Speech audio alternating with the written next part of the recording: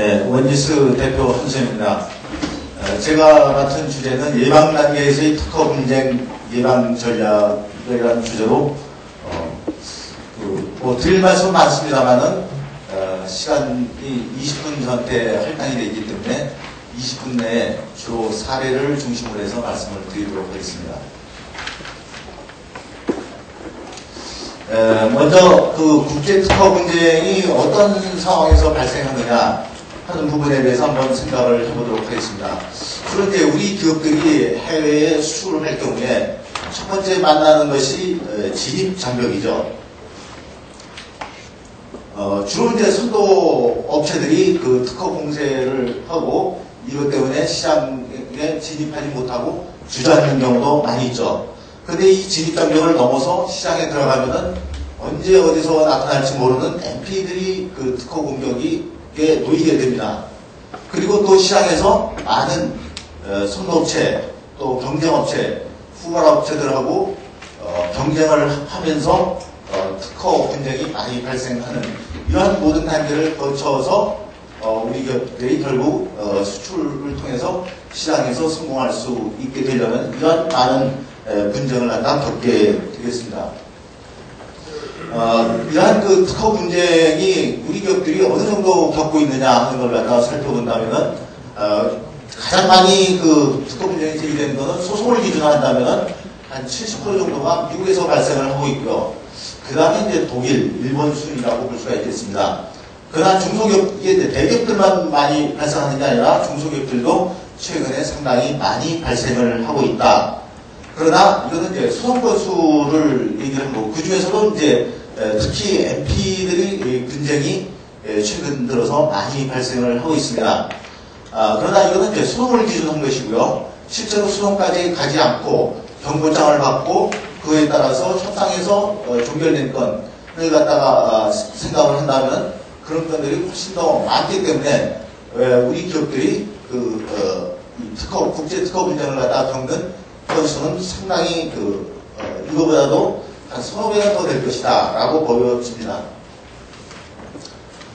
그러면 이런 특허 분쟁이 왜 발생하느냐 예측을 해야 되는데 우리 기업들이 대응하기 위해서는 예측을 해야 되는데 기본적으로 비즈니스 전개에 따른 잠재적인 분쟁이 예고되는 경우들이 많이 있죠. 특히 우리 기업들이 해외 시장에 진출하려고 하는 경우에 기존의 시장을 갖다가 주도하고 있는 업체가 있는데 그 업체가 가만히 놔둘 리가 없죠. 또 시장에서 타 경쟁업체가 경쟁하고 있는 경우 또는 아직 시장이 형성이 되지 않았지만 초기 단계에서 신규 사업을 갖다 전개하려고 하는 경우에 원천 기술을 보유하고 있는 업체들 또 우리 기업들이 수입을 부품을 갖다 수입하고 있는데 그 부품 수입을 갖다 부산하는 경우에 그 수입 부품 업체가 분명히 또 공격을 갖다가 하게 됩니다. 또 하나는 이제 OEM 수출을 하고 있는데 브랜드로 전환해서 브랜드 수출을 하려고 할 때 이런 경우에도 특허 분쟁이 예고가 되는 경우죠. 이런 비즈니스 상황뿐만 아니라 특히 해외 시장을 개척하기 위해서 전시회 출품하는 경우에도 전시회에서 가처분 또는 세관 조치 등을 당하는 경우가 많이 있습니다. 특히 그 유럽의 독일 전시회 같은 경우에 출품하는 경우 법원의 가처분 명령, 특히 조기금지 절차를 통한 가처분 명령을 받거나 세관 조치를 당하는 경우가 자주 있게 됩니다. 또 하나는 이제 특허 보증을 요구하는 경우죠. 그래서 대기업들이 에다가 납품하는 경우에 대기업들이 결국은 완제품을 갖다 보면 대기업들이 해외 수출하지만은 완제품 속에 들어간 부품 때문에 특허 분쟁이 생기는 경우가 많이 있기 때문에 완제품 업체들은 부품 공급 업체들한테 특허 보증을 요구하게 되는 것이죠. 그리고 또 완제품을 갖다 수출하는 경우에도 OEM으로 수출하는 경우에 특허 보증, OEM 수요 업체가 공격을 당할 가능성이 있기 때문에 특허 보증 요구를 하게 됩니다. 이러한 잠재적인 특허 분쟁이 예상이 되는 예측할 수 있는 부분들이 있게 되는 것이고요. 각국에서 이제 특허 지역별로 본다면은 여러 가지 이제 분쟁의 특성들이 있습니다. 이 부분은 시간 관계상 생략을 하고요. 뭐 읽어보시면 되겠습니다만은 미국 쪽에서 특허 분쟁이 가장 많이 일어나고 있고 특히 미국에서는 프로페턴트 경향 그 다음에 소송 제도의 특성상 가장 많이 소송이 제기되고 있다 하는 부분을 말씀드릴 수 있겠습니다. 이러한 그 배경 하에서 이번에 그 뭐 국제 특허 분쟁 대응 어렵지 않아요 해가지고 책자가 발간이 됐고 여기에 이제 14개의 사례가 소개되어 있습니다. 그 중에서 예방 단계에 있는 사례 1개의 사례를 제가 중심으로 해서 말씀을 드리고자 합니다. 우선 이제 태백사의 사례입니다. 이 회사는 그 세라믹 메탈라이징 제품을 갖다가 제조하는 소기업입니다. 그 내용은 이제 기업 기밀 관계가 있기 때문에 회사명이라든지 또 경쟁 그 특허권자라든지 또는 제품이라든지 이런 부분은 전부 좀 가공을 한 거기 때문에 그러나 팩트는 뭐 같다고 보시면 되겠습니다. 그 부분을 참조해서 경청해 주시기 바랍니다. 그래서 태백사는 이제 이런 회사고요. 자체 기술로 해가지고 이제 세라믹 기타, 원적외선 난방기의 핵심 부품을 갖다가 개발을 해서 해외 시장에 본격적으로 진출을 갖다 추진하고 있었습니다. 결국 뭐 우리 그 한국 시장이라는 것이 상당히 좁기 때문에 우리 중소기업들도 대부분 해외 시장을 갖다가 진출하지 않는다면은 성장의 어떤 한계를 느끼게 되기 때문에 또 우리의 기술력도 이제 상당히 높아졌기 때문에 국제적인 경쟁력도 가지게 되기 때문에 해외 시장에 진출을 하게 됩니다. 그래서 해외 시장 진출을 갖다가 이제 본격적으로 추진하고 그 중에서 이제 첫 번째 타겟으로 잡은 것이 난방기기 전문 회사인 R사, 외국에 있는 R사, 유럽 회사입니다만 R사의 핵심 부품인 세라믹 히터 납품의 마케팅에 이제 그 공을 들였습니다. 기존에는 세라믹 제조업, 세계적인 세라믹 제조업체인 일본의 G사가 이 회사의 그 R사에다가 세라믹 히터를 갖다가 자기가 독점적으로 납품을 하고 있었는데 이 태백사가 개발한 이 제품이 제품의 경쟁력도 품질이라는 측면에서 오히려 더 낮고 가격도 싸면 당연히 공급을 받는 업체 입장에서는 택할 수 있는 것이죠.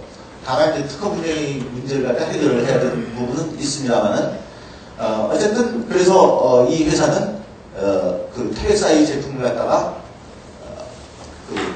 이제 종전에 G사 제품으로부터 태백사의 제품으로 대체를 했죠. 그러면 이제 이 상황에서 벌써 이미 특허 분쟁은 이거가 된 것이죠. 경쟁사가 납품하고 있었는데 세계적인 회사 특허도 많이 갖고 있는데 자기 거래소를 갖다 빼는데 당연히 뭔가 가지고 공격을 해야 되는데 그 공격할 수 있는 수단이라는 것이 특허밖에 없죠. 그래서 G사의 경고장을 갖다 이제 접수하게 되는데요. G사가 이 일본 G사가 특허 침해 경고장을 갖다 보냈습니다.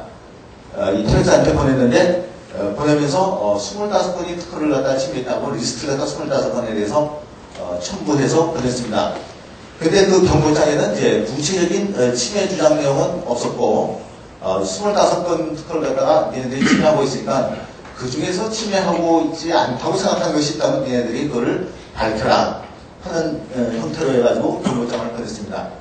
중소기업인 경우에는 대부분 특허 담당자가 별로 없고 전담을 하지 않는 경우가 많이 있기 때문에 실제로 이런 경고장을 받고 하면 대응하기가 사실 어떻게 대응해야 되는지 잘 모르는 경우가 많이 있죠. 그러나 어쨌든 침해라고 하고 기술적인 문제가 있으니까는 연구원들이 중심이 돼가지고 일단은 검토를 했습니다. 근데 대부분 25건 다 보니까 대부분이 다 비침해고 또 몇 건의 특허들은 또 특허 무효 사유가 있는 연구원들도 선행기술이 어떤 것이 있는지 잘 아는 경우가 많이 있으니까요. 그래서 특허가 무효인 가능성이 많다. 그래서 25건에 대해서 전부 다 비침해 또는 무효가 가능하다라는 판단을 하게 되고 그에 따라서 회신을 갖다가 했습니다. 그래서 니네들 특허 25건에 대해서 자기네들은 쓰고 있지 않다. 또 일부 특허는 무효다 하는 주장으로서 회신을 했습니다. 그랬더니 일본이 G사가 이번엔 2차 경고장을 발송하면서 12건의 특허를 갖다가 더 추가해서 보냈습니다. 그래서 뭐 이렇게 하다 보면 이제 몇 번의 특허가 올지 모르고 일반적으로 이렇게 중소기업들한테 이런 형태로 특허 리스트를 보내고 이런 형태로 특허 문제를 제기하는 경우가 많이 있습니다. 대기업인 경우도 마찬가지입니다. 특허를 갖다 많이 갖고 있는 회사들은 자기네들 특허 예를 들어서 100몇 건 갖다 보내는 경우도 있어요. 그 특허를 갖다 얘네들이 쓰고 있으니까 어떻게 보면 이렇게 많은 특허를 갖고 있으니까 꼼짝없이 그냥 라이센스 해라 하는 어떤 압력이랄까요, 위협이랄까요, 그런 측면에서 많은 특허를 갖다 보내기도 합니다. 그러나 이제 이 컨설팅을 통해서 대응을 하면은 일단 G사가 특허 침해를 갖다 주장했을 적에는 입증 책임은 침해를 주장하는 사람한테 있죠. 그래서 입증 책임에 대한 문제가 있고 그냥 리스트만 보내고 뭐가 어떤 특허를 가지고 어떤 제품에 썼다 하는 정도까지는 제시를 해야 되는데 그런 주장 없이 그냥 리스트만 딱 보낸 거죠. 그래서 입증 책임에 문제가 있고 또 25건은 이제 자기네들이 이 통역사가 검토를 했습니다만은 특허 침해도 아닌 거 가지고 한다. 근거 없이 특허 침해를 갖다 주장한다 하는 내용으로 이제 회신을 갖다 하게 됩니다. 그리고 니네들이 특허 침해를 주장하려면은 명확하게 어떤 특허를 갖다 침해하고 있는지 명확하게 밝혀라. 그렇지 않는다면 검토하지 않겠다. 이렇게도 되는 겁니다. 입증 책임이 특허권자한테 있기 때문에요.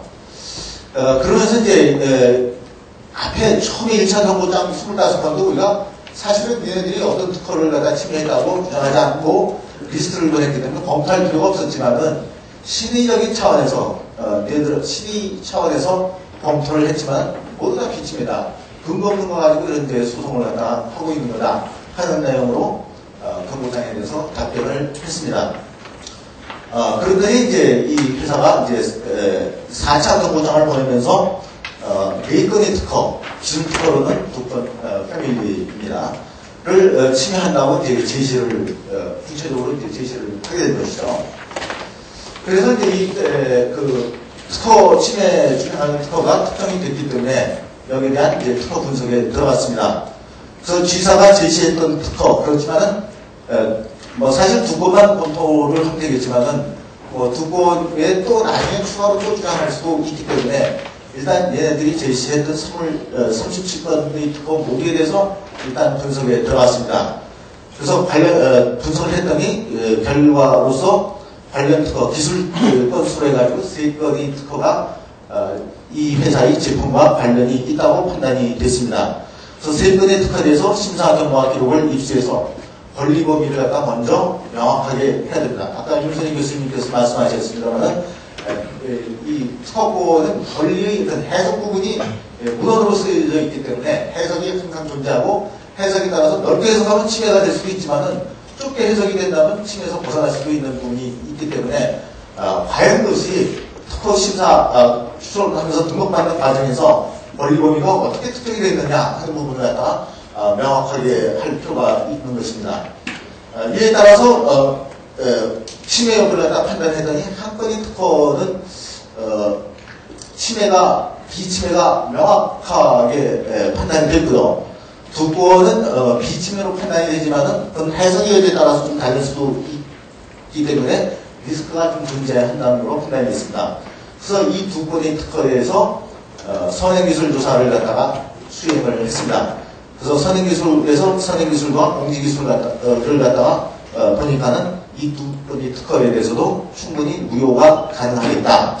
그러면 결국 이제 얘네들이 주장한 특허는 2건이지만 37건을 갖다가 검토한 결과 결국은 문제되는 것은 없다고 판단을 해서 비침해 또는 무효 회신을 했습니다. 그랬더니 이제 이 일본의 G사가 오천경부장에서 자기네들은 이렇게 해석한다 해서 특허 침해다 하는 반박을 갖다 보내고 또 거기에 대해서 이 회사도 반박을 갖다가 한 회신을 갖다 보냈습니다. 그러면서 이제 일본의 G사가 기술 협상을 갖다가 제기를 했습니다. 보통 이제 그 협상을 할 적에는 우선 특허가 침해냐 안 침해냐 하는 부분에 대한 기술적인 디스커션이 이루어져야 되기 때문에 일반적으로 기술 협상을 갖다 먼저 하게 됩니다. 그리고 이제 그래서 특허가 침해고 하면 그러면 그 다음에 어떻게 해결할 것이냐 침해를 갖다 준비할 것이냐, 아니면은 뭐 라이선스를 맺을 거냐 하는 계약 협상 또는 비즈니스 협상 단계로 넘어가게 되죠. 일단 1차적으로는 과연 특허가 침해나 안 침해나 하는 기술적인 협상을 갖다가 하게 되는데, 이걸 갖다가 이제 G사가 제안해서 기술 협상을 갖다가 진행을 했습니다. 그리고 그거에 대해서 이제 일단 기술 협상이 한국에서 진행이 됐고, 돌아가서 계속 만날 수도 있습니다만은 서로 이제 서면으로 상대방이 주장하는 건 난 이렇게 해석한다, 뭐 이렇게 하면서 20여 차례 상호 공방이 오갔습니다. 전반적인 그 기술 협상에서는 상당히 그 중요한 역할을 해요. 기술 협상에서 어떤 리딩을 해야지, 이게 뭐 특허 비침에 대한 어떤 포지션이 강해지고, 또 때에 따라서는 그 경쟁사인 G사가 협상이 안 되면 나중에 소송으로 갈 가능성이 있지 않습니까? 소송으로 갈 가능성이 있는데, 소송으로 갈 때 자기가 이일 승산이 없다고 한다면 소송으로 못 가게 되는 것이죠. 그렇기 때문에 기술 협상에서 우위를 갖는 것이 매우 중요합니다. 그래서 근데 뭐 충분히 뭐 무효자료 비침에 이런 조사를 다 했기 때문에 이 회사의 포지션이, 협상에서의 포지션이 좀 강했던 것으로 판단이 됩니다. 그러자 뭐 이런 공방이 가고 난 다음에 G사가 그렇다면 서로 세트하자 해가지고 비즈니스 협상을 갖다 제안했습니다. 이 회사는 그 G사의 특허에 대해서 충분히 대응이 가능하다고는 판단했지만은, 법원에 가서 실제로 이게 소송으로 비화돼서 법원에서 과연 어떻게 판단할 것이냐 하는 거는 그건 알 수가 없지 않습니까? 또 특히 미국 같은 경우는 배심 제도인데, 배심은 전문가들이 판단하는 게 아니지 않습니까? 그러다 보니까는 그런 리스크가 항상 존재하기 마련입니다. 그렇기 때문에 이제 세트를 하려는 필요성이 있고, 또 G사가 이 세라믹 분야에서 세계적인 대회사인데 어느 나라 어디에서 또 다른 특허, 또 어떤 특허가 공유할지도 모르기 때문에 향후 관계를 고려해서 협상을 갖다 할 필요가 있다고 판단을 해도, 충분히 대응은 가능하다고 판단했지만 리스크와 또 이런 향후의 비즈니스 관계를 고려해서 세트를 하겠다. 그래서 라이선스 협상을 진행했고, 결국은 이 포지션이 강하기 때문에 높은 금액을 주고 할 필요는 없고, 어떤 상징적인 수준에서 약간의 그 금액을 지불하고서 특허 로얄티 지불에 합의하고서 라이선스를 갖다 맺는 것으로 이 사건은 종결이 됐습니다. 그래서 성공적인 협상으로 세계 시장 공략에 기반을 구축한 것이죠. 일단 세계적으로 가장 이 분야에서 강한 G사와 라이선스를 맺었기 때문에 안심하고 비즈니스 프리덤을 가지고서 비즈니스를 갖다 전개할 수가 있게 된 것이고, 또 실질적으로 로얄티도 거의 그 지불을 하지 아주 낮은 금액으로 최소화를 한 그런 성공적인 케이스라고 할 수가 있겠습니다. 이 사건의 어떤 그 시사점을 살펴본다면, 우선 선도 경쟁업체의 거래선을 갖다 빼앗았는데 그 거래선이 가만히 있을 리가 없는 것이죠. 그래서 특허 문제는 이미 예고된 상황이라고 볼 수가 있습니다. 그렇기 때문에 이런 비즈니스를 갖다 전개하고 시장에 진입하려고 할 적에 선도업체의 공격이 진입장벽으로서 있다고 말씀을 드리지 않습니까? 그렇기 때문에 사전에 철저한 준비가 필요하다. 그렇지 않으면 나중에 크게 당할 가능성이 있는 것이죠. 그래서 사전에 충분히, 문제는 이미 예고된 상황이기 때문에 충분히 준비할 필요가 있다. 그 다음에 이제 특허 침해를 갖다 명확하게 하지 않는, 이렇게 리스트만 보내는 이러한 정보장에 대해서는 입증 책임이 내들에 돼 있으니까는 입증을 해라 라는 형태로서 대응할 필요가 있다는 것이죠. 또 분쟁 대상 특허가 다수인 경우에 기술 협상에서는 대표 특허 수권으로 논의하자 하는 제안을 할 수 있습니다. 물론 몇 번 니네들이 특허 침해하는 특허가 예를 들어서 뭐 50건이다. 50건 다 검토할 수도 있지만 보통 이제 그 협상에서는 이렇게 방하는 쪽에서 이렇게 얘기하죠. 50건 다 하려면 해도 좋다. 그러나 그거 몇 달 걸릴지 모른다. 그리고 서로 디스커션 하려면 라이선스 협상 내지 비즈니스 협상 하려면 몇 년 걸릴지 모른다. 다 할 거냐? 하겠다면 하겠다. 이렇게 나올 수가 있는 것이죠. 그렇기 때문에 니네들이 가장 대표적인 특허, 서너 건이라든지 뭐 대여섯 건 정도를 갖다가 가장 니네들이 강하다고 생각하는 특허 5건만 검토해서 그거 가지고 라이선스 여부를 갖다 판단하겠다 라는 제안을 갖다 하면 대부분 받아들여집니다. 그리고 이제 기업 경영 측면에서 이 어떤 반드시 이 소송에서 싸우면 끝까지 싸우면 이길 수도 있지만은 그러나 항상 리스크는 존재하는 것이고 또 그렇다 보면 리스크 때문에 비즈니스를 갖다 못하게 되는 경우도 많이 있죠. 그러니까 어떤 그런 비즈니스의 자유도를 확보하기 위해서는 상징적인 금액이라면은 지불을 하고 라이선스에 합의하는 것도 좋다. 이거는 이제 그 특허권자 입장에서도 라이선스를 갖다 확보하는 것이 자기네들도 전략적으로 필요하거든요. 이 업체뿐만 아니라 다른 업체, 다른 경쟁사들이 나중에 나타날 적에 그 업체들 갖다 공격하기 위해서는 자기는 뭐 어떤 회사한테 라이선스를 준다 이미 이 특허에 대해서는 이런 어떤 명분을 갖다 갖기 위해서도 특허권자 입장에서도 상징적인 금액이라도 받고 자기가 싸워서 이 업체한테 이길 승산이 적다 하는 경우는 상징적인 라이선스 금액을 받고서 라이선스 섭니다. 그다음에 이제 기술 협상에서 자사의 포지션, 무효, 비침해를 강화시키는 것이 향후의 비즈니스 협상을 위해서 매우 중요하다. 그거는 뿐만 아니라 이 기술 협상에서 협상이 깨졌을 적에 상대방은 소송으로 갈 텐데 자기가 리스크를 갖다 많이 느낀다면, 즉 비침해 상대방 입장 포지션이 굉장히 강하고 또 무효 가능성이 많다면 소송을 못 갑니다. 그렇기 때문에 소송을 방지하는 데 대한 측면에서도 기술 협상에서 충분하게 이 특허 무효 비침해의 포지션을 갖다 강화시켜놔야 될 필요가 있다는 것이죠. 그다음에 특허 분쟁은 상대방이 특허 침해라는 것이 확신을 가질 때만 존재하는 건 아니다 이거죠.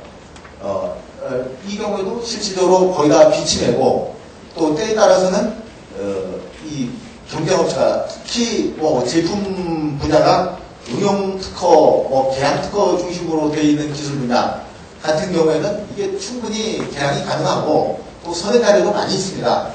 이런 경우에 예를 들어서 아주 첨단 기술 분야 같은 경우는 선행 사례가 적지만은 일반적인 기술 분야, 뭐 기계라든지 부품 뭐 이런 경우에는 선행 기술도 많기 때문에 그렇기 때문에 그런 분야 같은 경우는 회피도 가능하고 그래서 충분히 대응이 가능하지만은 특허권자가 자기가 상대방을 공격했을 때 꼭 침해라고 라는 것이 확실하다고 해서 공격하냐면 그렇지 않은 경우도 많다는 것이죠. 부실한 특허, 또 침해가 아님에도 불구하고 상대방을 갖다 어쨌든 그 시장에 들어오는 걸 막기 위해서 뭐 되지도 않는 특허 가지고 공격하는 경우도 많이 있다는 것이죠. 그러나 우리 기업들이 이런데 제대로 대응하지 못해가지고 수출을 포기한다든지 이런 경우가 많이 있는 것이죠. 그러나 제대로 잘 대응해서 무효 비침에 충분히 검토한다면 충분히 대응이 가능한 경우가 많다는 것이죠. 그래서 이제 예방단계 대응에 대해서 종합적으로 이제 결론적인 말씀을 드리겠습니다. 우선 예방단계에서는 특허 분쟁의 가능성을 분석하는 것이 가장 중요하죠. 어느 특허가 과연 특허 분쟁의 가능성이 장차 있을 것인지 하는 부분에 대해서 특허를 갖다 충분히 검토하고 거기에 대해서 이제 분석을 침해 가능성을 분석하고 침해 가능성이 있는 특허에 대해서는 실현 심사 결과 의뢰와 또 그 특허가 소송에 인벌브가 된 적이 있는지 예단 소송 기록을 입수하고 그거에 따라서 청구한 해석을 갖다 먼저 해야 되죠. 그 다음에 그거에 따라서 침해 여부를 분석하고 그 다음에 이제 선행기술 조사 및 무효 가능성 분석해서 무효 또는 비침해의 그 주장을 갖다가 할 수 있는 근거를 마련해야 되고요. 근데 특허도 유효이고 또 침해도 맞다. 뭐 갖고 또 디펜스를 할 것이냐 하는 거는 이제 권리행사 불능 사유가 있죠. 예를 들어서 특허권을 등록할 적에 IDS 제출 의무를 갖다가 소홀했다든지 하는 경우는 권리행사를 못하는 사유가 있으니까 그런 부분 또는 특허권의 소진이라든지 이런 여러 가지 권리행사 불능의 사유를 가지고서 침해라 하더라도 이런 부분들도 이제 검토를 해서 대응을 해야 되고 때에 따라서는 회피 설계의 가능성도 분석을 해야 됩니다. 근데 특허 분쟁이 발생했을 때 가장 강력하게 대응할 수 있는 수단은 무엇이냐 하면은 비침해를 주장하는 거는 좀 약합니다. 가장 강력하게 대응할 수 있는 수단은 특허 무효 주장하는 겁니다. 특허가 무효이면은 뭐 비침해 여부, 침해 여부는 따질 필요도 없고요. 그 다음에 특허가 무효이면 상대방이 특허 공격, 특히 이제 MP도 마찬가지입니다만, 경쟁업체도 특허를 갖다 공격했을 적에 그 특허가 만약에 무효가 된다면 어느 업체한테도 못 써먹습니다. 다른 경쟁사가 나타나도 못 써먹고, MP는 다른 업체들한테도 로열티를 받아야 되는데 특허가 무효가 되면 못 받아버립니다. 그렇기 때문에 무효를 주장하는 것에 대해서는 가장 두려워하고 또 리스크를 많이 느끼는 것이죠. 그래서 특허 분쟁에서 대응할 적에 가장 강력한 대응수단은 무효라는 겁니다. 그래서 무효 부분을 갖다 주장을 해야 되고, 그 다음에 이제 비침해 부분, 특허가 유효라고 하더라도 침해가 아니다 하는 이제 비침해 주장을 하게 되는데, 대부분 비침해 주장에 대해서는 서로의 악유가 많습니다. 상대방은 해석을 넓게 해서 침해라고 주장하고 나는 비침해라고 주장하고 하다 보면 비침해 부부 주장은 좀 강도가 낮을 수밖에 없습니다. 상대방은 침해라고 주장을 하고 있기 때문에 결론이 안 납니다. 이건 잘못하면 소송까지 갑니다. 이렇게 되는 겁니다. 그런데 특허가 유효이고 침해이라 하더라도 권리행사 불능이 사유가 있다 하는 것이 이제 마지막 디펜스 수단이 되겠습니다. 그 다음에 이제 회피 설계하는 것은 상당히 신중하게 해야 됩니다. 회피 설계는 사실 회피 설계는 안 하는 것이 비즈니스 측면에서는 훨씬 더 좋죠. 그렇기 때문에 만약에 회피 설계를 한다면 품질, 코스트, 또 델리버리상 문제가 없는지, 그래서 또 시장 기회를 잠깐 잃을 가능성도 있죠. 요즘같이 트렌드가 빨리 바뀌는 때 타이밍 놓치면 시장 기회를 갖다 잃어버리죠. 회피 설계하느라고. 그래서 이런 부분은 상당히 신중하게 할 필요가 있다 하는 말씀을 드리겠고요. 마지막으로 어떻게 대응해야 되냐. 이건 뭐 사실 뭐 대응이라는 건 원론적인 얘기밖에 사실은 할 수가 없습니다. 그래서 뭐 대응은 아까 말씀드린 바와 같이 무효 비침해 부분을 중심으로 해서 이제 대응을 해야 되고요. 대응하기 어려운 경우에는 결국 이제 라이선스를 하거나 아니면은 그 회피 설계를 하거나 아니면 수출 전에 충분한 사전 준비를 갖다가 해야 되겠죠. 그러나 이제 대응이 어렵다, 안 된다 하는 경우도 있지만은 대응에 리스크가 존재한다. 이거 뭐 5대5가 될지 침해 싸워서 과연 이길 승산이 5대5가 되는지 뭐 6대4가 되는지 뭐 이런 리스크가 존재하는 경우가 있습니다. 이런 경우는 과연 어떻게 대응할 것이냐. 분쟁이 발생한다고 예상을 하고 분쟁에 대한 사전 대비를 해야 되고요. 협상의 레버리지를 갖다 충분히 마련해야 될 것입니다. 그래서 특허 무효 심판을 준비한다든지 카운터 클레임이 가능한 특허를 갖다 마련해야 됩니다. 특히 이제 대응이 불가능하다 하는 경우는 침해 금지하면 잘못하면 사업을 못할 수도 있는데 그럼 과연 사업을 갖다가 들어갈 것이냐 하는 측면에서 해결할 수 있는 방법은 카운터 클레임을 가능한 특허를 갖다가 개발하거나 아니면은 마련해야 됩니다. 어떻게 마련해야 되느냐? 개발한다는 거 쉽지 않습니다.